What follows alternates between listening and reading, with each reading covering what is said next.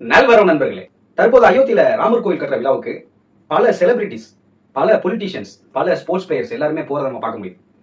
அதுலயும் குறிப்பாக தமிழ்நாட்டில இருந்து மிக முக்கியமான ஒரு முகம் அப்படின்னு சொல்லலாம், மிக முக்கியமான ஒரு நடிகர் அப்படின்னு சொல்லலாம். ரஜினிகாந்த் அவர்கள் அயோத்தியினுடைய ராமர் கோயில் ஃபங்க்ஷனுக்கு வந்து போயிருக்காரு. அந்த வரிசையில இப்போ தமிழகத்தை எடுத்துக்கிட்டோம்னா இரு பொலிட்டிக்கல் பார்ட்டிஸ் இருக்குது, இரு மிகப்பெரிய கட்சிகள் இருக்குது, அதிமுக திமுக அப்படின்னு சொல்லிட்டு.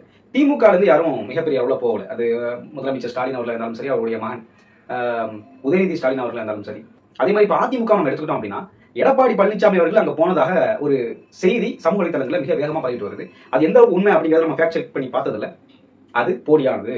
காரணம், எடப்பாடி பழனிசாமி அவர்கள் கன்னியாகுமரியில ஒரு சில ஃபங்க்ஷன்ல இருக்காரு, ஒரு சில ப்ரோக்ராம் அவருக்கு இருக்குது, அதுல வந்து பங்கேற்று இருக்காரு அப்படின்னு சொல்லிட்டு தகவல் வந்திருக்கு. ஆக அவர் அங்க போகல.